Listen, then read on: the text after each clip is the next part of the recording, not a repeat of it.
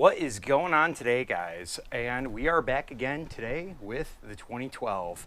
The saga does not end. Unfortunately, the misfire is still going on. So today we're going to be doing a compression test. So I'll be going through that. We're going to pull cylinders 2, 4, and 6. We're going to pull the plugs out, as well as I'm going to pull the valve cover off to make sure it's not something stupid like a collapsed valve spring or anything along those lines, as well as the last time I was at the junkyard, I managed to snag these awesome black leather seats for this truck. Crazy enough, they do have the multimedia stuff. I don't think that these are going to actually work. But with that being said, I think I'm going to try to see if I can find just some other black leather ones. The headrests in that one are like, they're the standard design, but they're just really, really uncomfortable. These ones feel slightly nicer, but I can't tell if it's the same or not. I'm gonna kind of hit the forums up a little bit. Worst case, I'll pull these, probably try to sell them because I'm sure they're worth a little bit of money, even in today's day and age.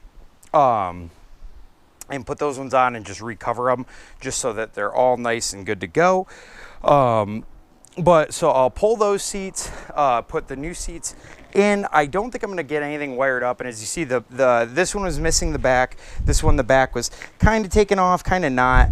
But I'm probably going to reuse the back off these seats. It looks like, obviously, if those were taken off, it stands to say that very likely you can simply remove the backs off of these. So that will be done at a later date, not today, but I do want to get these seats swapped out so all that is finalized and done kind of out of my way a little bit, as well as get a little bit better of an idea of what's causing all of our issues as of right now. So I'm going to get set up and we're going to get to the bottom of it.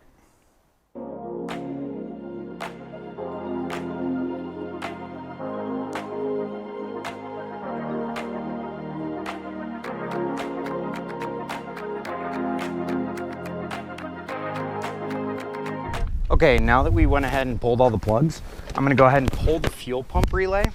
So on this one, looking at this, looks like it is this black one right here. So I'm gonna leave it out in the orientation that I pulled it. The reason why I'm pulling the fuel pump relay is the injection is gonna try to fire. And I don't want that to do that. I can probably try to pull the injectors. Let's see, I see that's 13. It's 13, 20. Let's see. Yeah, it looks like there's at least 2 on the injection that I could potentially look at, but that starts getting the weeds. I don't really want to do that a whole lot. I guess they're right there, I'll pull them. Really, we just don't want to have the fuel pump running a whole lot when we're doing this. We don't want it to go off. I'm also gonna go ahead and pull the plug off of the ignition coil. I'll do that real quick. Okay, so real quickly how a compression tester works, okay? So this is just a simple compression tester. It's gonna show you a gauge on there. You plug that in. This will be the same thread as your spark plug. When you go ahead and crank the motor, this will build compression. You don't need to know what this is for the motor. It doesn't matter. Okay, what matters is what this is relative to every other cylinder. In a perfect world, we would test all cylinders, but however, I am only getting a code for number 6. So what I'm gonna do is I'm gonna test 2, 4, and 6. So it's gonna be all of the cylinders on the passenger side of the motor to see if there's a specific issue that's going on specifically with number 6, but I'm using 2 additional pieces as a factor. So for example, if we're getting, say, 120, 120, and 75, then we've got bad compression on a specific cylinder. So that could be either an open valve, a bad gasket, something along those lines could be causing it. At the end of the last video, I actually shot like an alternate because the truck was actually running good. I drove it probably 30 miles and it was acting perfectly fine. The next start, it immediately went back to the issue that I had before. So there's something that's going on that's wrong, but I can't identify it. I can't get down to the bottom of it. So we're gonna do this. If they all end up being the same, I'll pull the valve cover. From there, that's kind of a wiggle test and kind of from there, it might be something electrical. So I'll have to do a little bit more digging if that's the case. So I'm going to get this set up. Thankfully, this just has a simple quick release, very simple. Once this is set up, I'm going to have Sammy probably come out. She'll crank the motor for me. You'll see this gauge probably spike up. Usually most motors, it's 110, 120 PSI is what this should read. And then we'll test it amongst all 3 cylinders. Easiest to write them down. You can test it a couple times. You know, we might do, say, 2 different instances just to verify, probably clearing the gauge each time just to make sure that we're good. So, and then I've already got my notepad here. I'm going to write it down so that it is all set up exactly how we need it. The fuel pump is already off as well, or fuel pump relay is already off, as well as the ignition coil. We'll get an initial spurt of fuel, but after that it should be totally done. So I'm gonna go ahead and get this set up and we'll get started.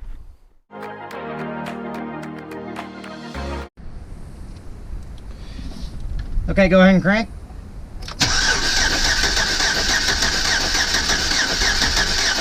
Okay, stop. Okay, that is 11 bar, give or take probably 160 PSI. Okay.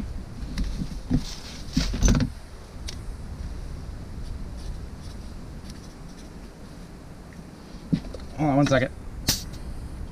Okay, crank again.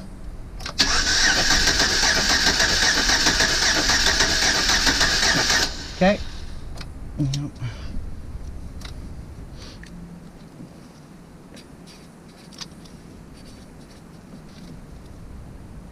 Okay, give me just a minute. I gotta switch cylinders. Okay, crank.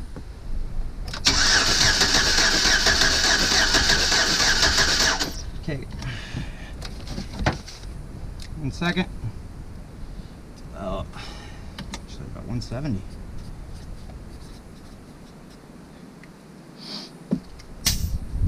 Crank.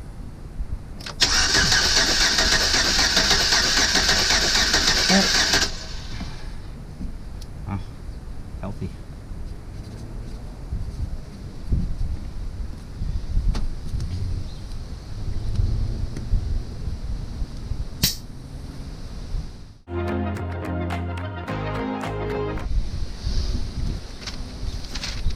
All right, crank.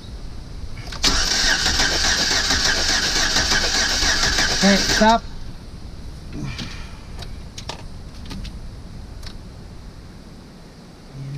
okay.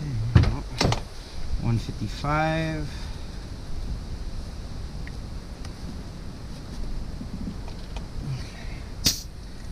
Okay. Crank.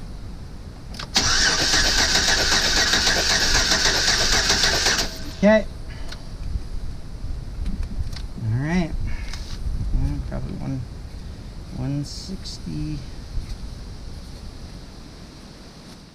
Well, that was a very unexpected result, actually. So taking a look at this, we're actually in great shape. 150 to the highest I saw was cylinder 4 at 180 PSI. If we kept cranking, I'm sure that we'd all end up in that 170, 175-ish range.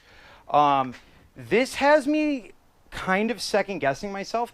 I grabbed the fuel pressure tester. We're gonna go hook this up real quick to take a look to see if potentially it's a bad fuel pump. It wasn't originally acting like that, so it didn't really give me a lot of symptoms that would lead me to believe it was that, which is kind of why I didn't go down that route to begin with. So I'm going to go hook this up real quick. If I go take a look on this motor, as well as LS motors, very similar. There, right there is this little nipple. Okay, these lines go directly on here. This piece should actually fit directly on there. Let me climb up. Hopefully I don't fall like I did earlier. There we go. So you just thread this one on just like that. You really want to make sure that you thread these pieces on nice and tight. Okay, just like that right there. That should be engaging everything. If not, if we get no read, I'll have to break out.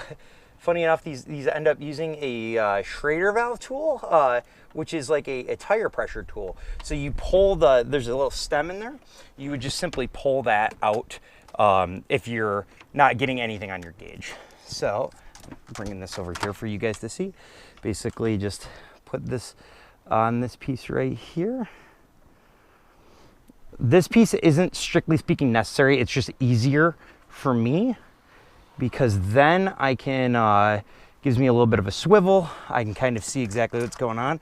And then I'm actually gonna see if I can feed this up to a point where it is readable through to the windshield so that I can kind of do this single-handedly. If not, I'll grab Sammy yet again and we'll take another look to see if this is potentially the cause.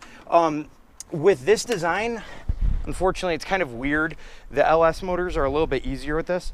I am gonna have to put back on this little hat, just because the mass airflow sensor is right here. So it's kind of silly. They could have easily done it so that the fuel line was kind of a little bit more accessible. I guess that's okay. It's really not great though. So, there we go. Okay. So let's see if that's gonna be okay-ish. Yeah, that's not bad. Okay. Let's see real quick if we've got it. Oh, okay. We've got 60, 50, okay.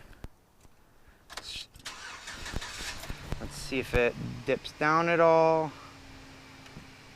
So it looks like it's holding at 61. I mean, that's basically where we'd want to be. We're going to see if it starts to run rough again. And if it dips out, yeah.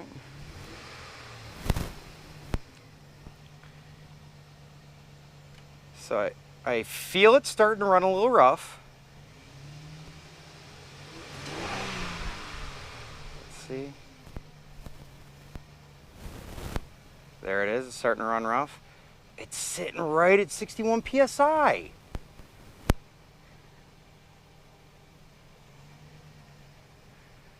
This just doesn't make any sense.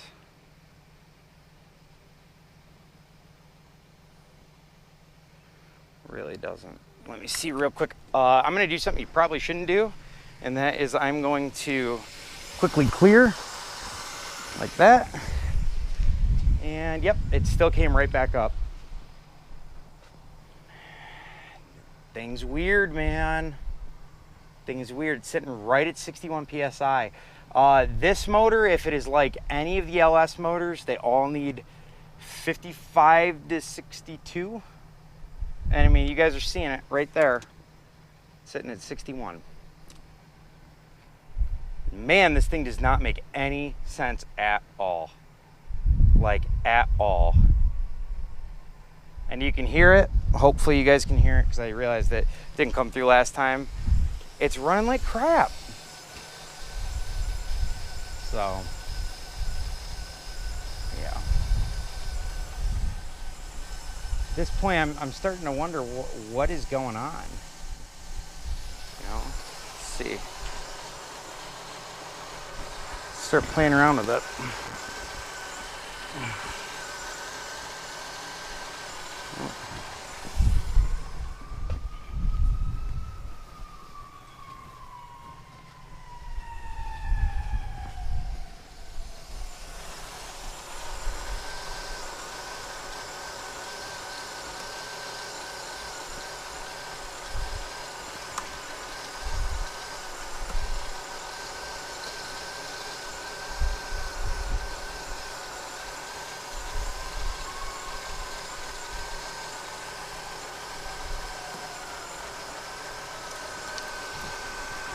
Let's see.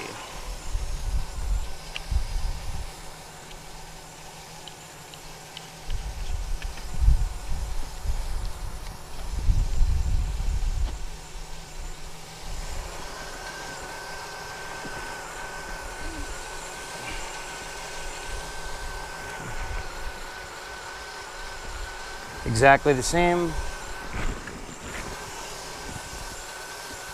No change.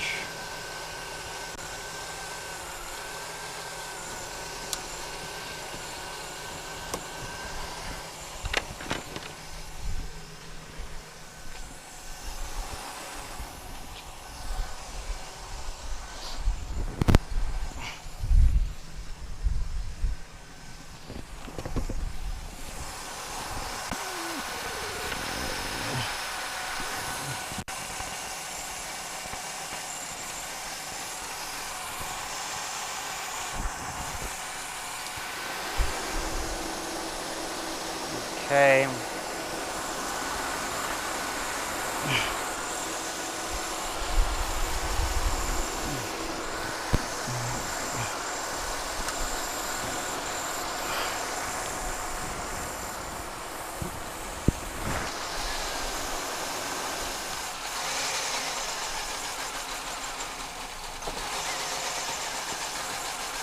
Okay.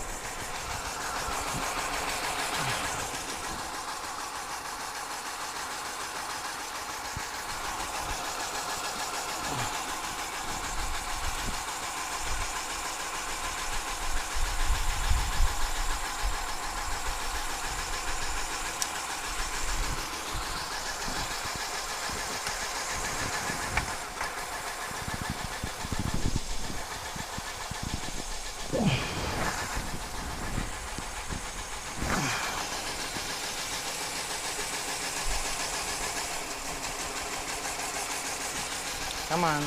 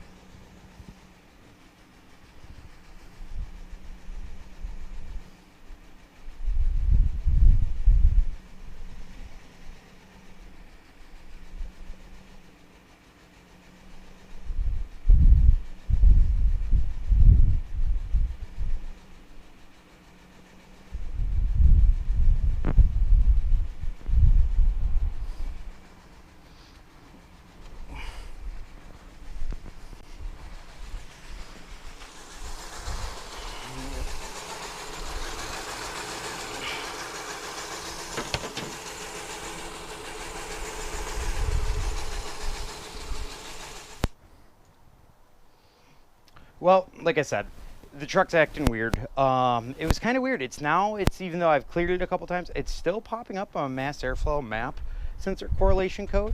So we might actually go ahead and go grab a new map sensor and a new MAF sensor and see if that helps. At this point, we're kind of throwing parts at it just because there's not a lot else we can do. So we're going to switch gears. We're going to clean up these seats real quick. There's some like broken glass in there because this truck was in a wreck that was in there. And then we're going to go ahead and pull out those original seats, pop the new ones in. Like I said, we're not going to get these wired up today.